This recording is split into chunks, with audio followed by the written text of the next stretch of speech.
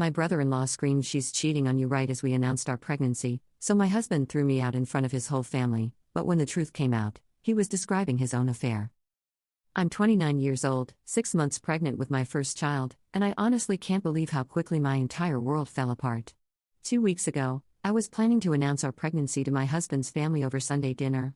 Today, I'm living in my sister's spare bedroom, trying to understand how everything went so catastrophically wrong.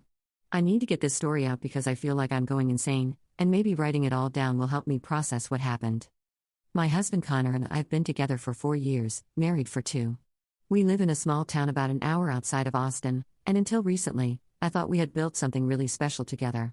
I work as a nurse at the local hospital, he's a mechanic who runs his own shop, and we've been trying to start a family for about 18 months. When we finally got pregnant, we were absolutely thrilled. Connor started clearing out the spare room for a nursery the same day we got the positive test. The issue started with my brother-in-law, Marcus. He's Connor's younger brother, 26, married to a woman named Jessica for about 4 years. Marcus has always been competitive with Connor about everything: jobs, houses, who could fix things better, you name it. He's also never really warmed up to me. I think he felt threatened that Connor had someone else to confide in and spend time with. Marcus had this habit of making subtle digs that seemed harmless but always left me feeling uncomfortable. When we decided to announce the pregnancy, Marcus's reaction was immediately strange. Instead of being happy for us, he started asking weird questions about whether we were financially ready and if Connor was sure about taking on that kind of responsibility. At the time, I figured he was just being his usual pessimistic self, but looking back, I should have recognized something was seriously off. The announcement dinner was supposed to be intimate and joyful. We had Connor's parents over, along with Marcus and Jessica. I had made Connor's mom's favorite lasagna recipe, bought a nice bottle of wine for everyone else, and even gotten a little World's Best Grandpa mug for Connor's dad. I was wearing this cute dress that showed just a hint of my growing bump, and I felt so excited to share our news with the family. Everything started perfectly. Connor's parents were chatting about their upcoming vacation, Jessica was complimenting the dinner, and Connor kept giving me these sweet looks across the table. About halfway through the main course, Connor stood up and tapped his glass, ready to make our announcement. That's when Marcus suddenly pushed back from the table and stood up too. He had been quiet most of the evening, which wasn't totally unusual, but something about his expression made my stomach drop. "Before you say whatever you're going to say," Marcus interrupted, "there's something I need to tell everyone first." Connor looked confused. "Marcus, what are you talking about?" "Just let me." "No, Connor. You need to hear this before you make any big announcements." Marcus's voice was getting louder, and everyone at the table was staring at him now. "What is it, son?" Connor's dad asked, looking concerned. Marcus looked directly at me, and his eyes were cold in a way that made me feel physically sick. "It's about your wife's little secret." My heart started pounding. "Marcus, what are you saying?" "I'm talking about your affair," he said, his voice cutting through the dining room like a knife. "I'm talking about how you've been sneaking around behind my brother's back with someone from the hospital." The room went completely silent. I felt like the air had been sucked out of my lungs. "That's not true." "Marcus, why would you say something like that?" But he wasn't finished destroying my life. He started pacing around the dining room, gesturing with his wine glass. "Oh, it's not true? So you're going to tell me you haven't been working extra shifts with Dr. Williams? You're going to tell me you haven't been texting him constantly, even at home?" I was in complete shock. "Marcus, Dr. Williams is my supervising physician. Of course I work with him. That's my job." "Your job doesn't include going to dinner with him after your shifts," Marcus shot back. "Your job doesn't include sitting in his car in the hospital parking lot for an hour after work talking about whatever you talk about." Everyone was staring at me now. Connor's mom had her hand over her mouth, Connor's dad looked horrified, and Jessica was just sitting there with this strange expression like she didn't know what to believe. But the worst part was Connor's face. He was looking at me like I was a complete stranger. "Connor, you know this isn't true," I said, reaching across the table for his hand. "You know I would never." But Marcus kept going. "I've seen the texts, Connor. I've seen how she lights up when her phone buzzes. She's always hiding her screen now, always stepping away to take calls." "You went through my phone?" I asked, my voice shaking with rage and disbelief. "I didn't have to. You left it face up on the kitchen counter last weekend when you went to the bathroom at Mom and Dad's house. The messages were right there on the lock screen." Connor was standing up now, backing away from the table. "Is this true?" he asked quietly. "No." I practically screamed. "Connor, you know me. You know I would never do this to you, to us." But Marcus wasn't done destroying my life. "Think about it, Connor. Think about all those extra shifts she's been picking up. Think about how tired she's been lately, how distant. When's the last time you two really talked about anything meaningful? That's when Connor exploded. Get out, he said, his voice deadly quiet. Connor, please listen to me, get out, he yelled, so loud that I'm sure the neighbors heard. I can't even look at you right now. Get out of my house. I was sobbing now, my whole body shaking. This is our house too.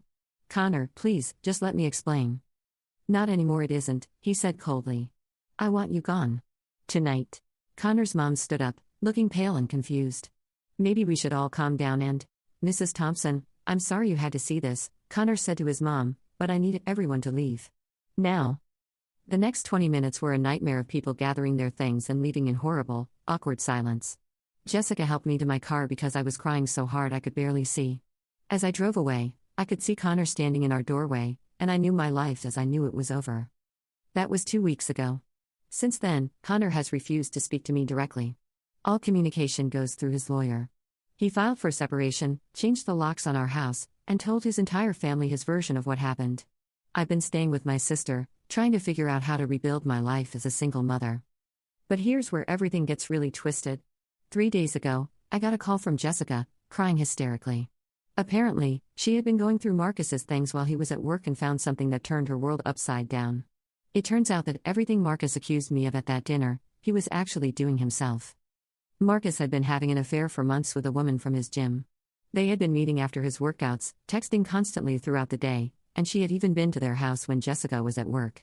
When Jessica confronted him with the evidence she'd found, he broke down and admitted everything. But the most sickening part?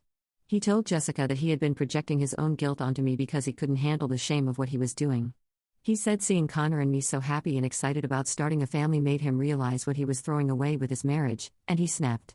He admitted that he had never seen me with Dr. Williams outside of work, never saw any inappropriate texts, never had any evidence of an affair. He made it all up. The details he used in his accusation? They were all from his own affair. The late-night texting, the secret meetings, the guilt and distance at home, he was describing his own behavior and pinning it on me. Jessica begged me to call Connor, to tell him what she'd learned. But honestly, I'm not sure I want to. The fact that Connor believed Marcus so easily, that he threw me out without even giving me a chance to defend myself, has broken something inside me that I don't think can be repaired. Yes, Marcus lied, but Connor chose to believe those lies over trusting his wife of 2 years.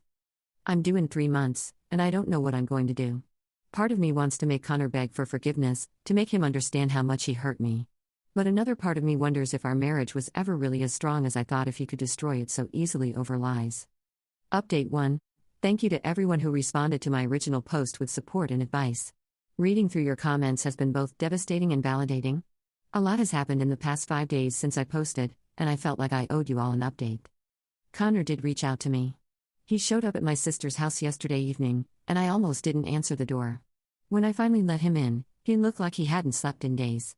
He told me that Jessica had called him and told him everything about Marcus's confession, and he said he was sorry. But honestly, his apology felt completely inadequate.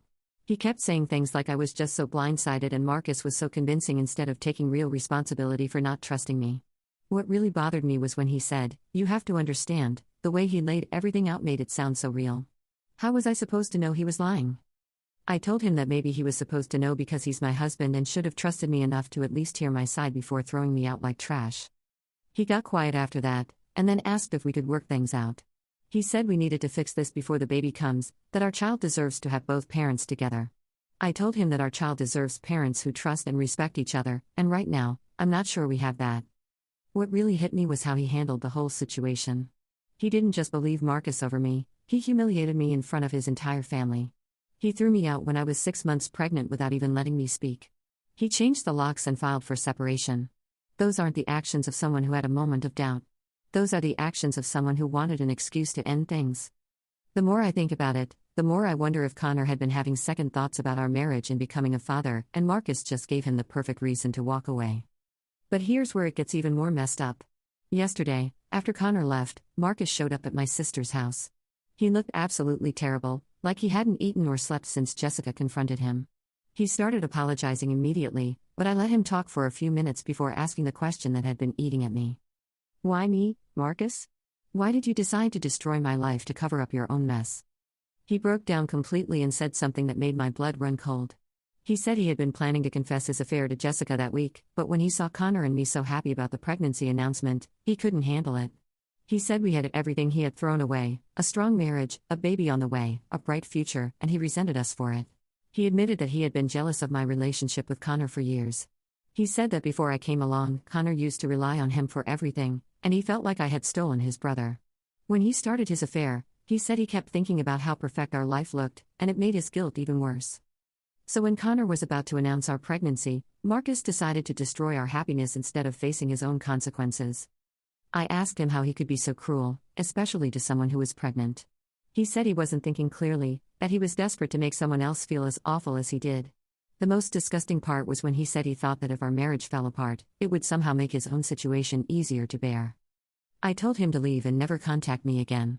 I said that his explanation didn't excuse anything, that he had destroyed my family for purely selfish reasons, and that I would never forgive him. After he left, I called Jessica to check on her. We talked for about an hour, and she told me she had filed for divorce the day after Marcus confessed.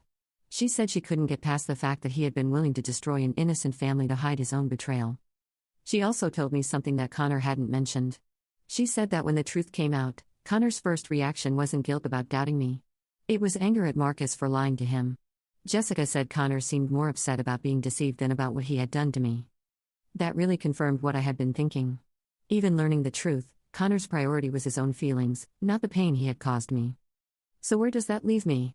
I'm 26 weeks pregnant, living with my sister, and facing the reality that my marriage is probably over. Not because of Marcus's lies, but because of Connor's response to them. I think I could have forgiven a moment of doubt, but I can't forgive how quickly and completely he abandoned me. I've decided I'm not going to reach out to Connor.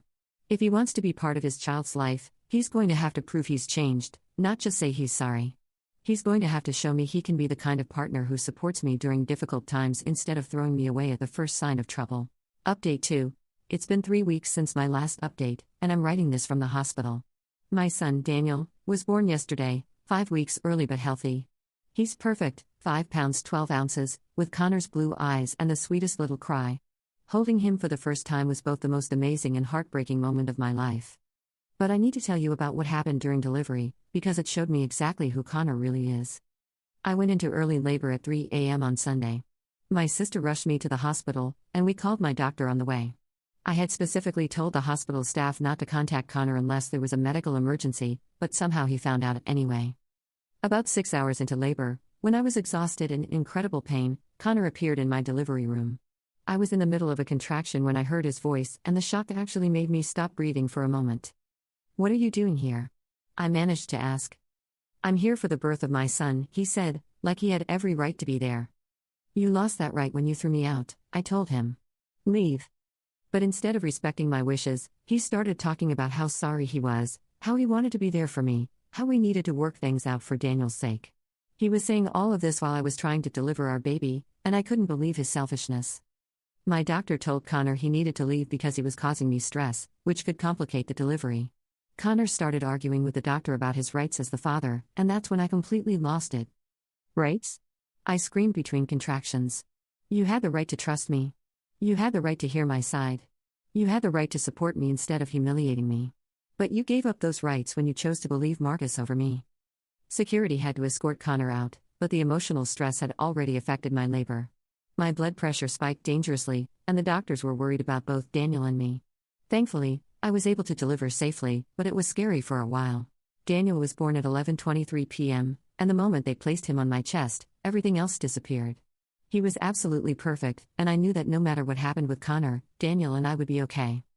Connor tried to come back the next day, but I had already spoken to hospital security. He sent flowers with a note apologizing for showing up during labor, but I threw them away without reading it.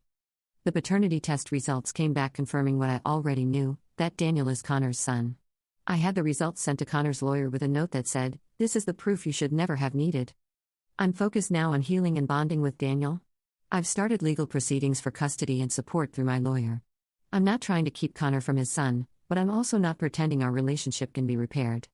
Some people think I'm being too hard on Connor, that I should forgive him for Daniel's sake. But I think the best thing I can do for my son is show him what it looks like when someone respects themselves enough not to accept being treated poorly. I'll update again if anything significant happens, but for now, I'm just taking things one day at a time and enjoying being Daniel's mom.